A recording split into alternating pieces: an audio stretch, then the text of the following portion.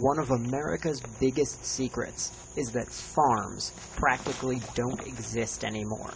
The animals we eat are grown inside giant, hidden factories. You're looking at a lake of toxic pig feces and urine, the size of 4 football fields. That's because thousands upon thousands of pigs are inside of these buildings. Their waste falls through slats in the concrete floor, and it's flushed directly into this giant open-air cesspool. How many of these kinds of factories are there? In North Carolina alone, there are over 2,000, and the consequences are disastrous. The waste falls through the floors. It's flushed out into an open pit, like a cesspool. It's easy for a big hog operation to have as much waste as a medium-sized city. Of course, the pit will fill up, so it has to be emptied, and they're emptied by spraying the liquid waste. Yes, you heard that right. If you're familiar with a garden sprayer, they're gigantic versions of that. So they're making droplets, fine mists out of this liquid waste, and that can drift downwind into the neighboring communities. I shut my hog operation down, and I got out of it. And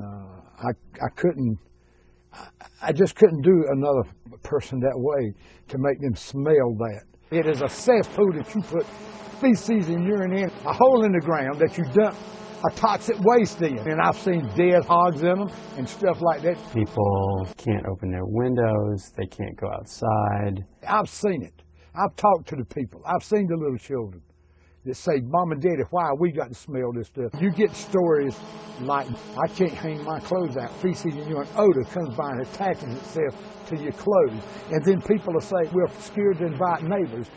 It can, I think, very correctly be called environmental racism or environmental injustice, that people of color, low-income people, bear the brunt of these practices. This is where they spray animal waste on us. This is about 8 feet from my mother's house. What is it like when the mist is? It's like, you think it's raining?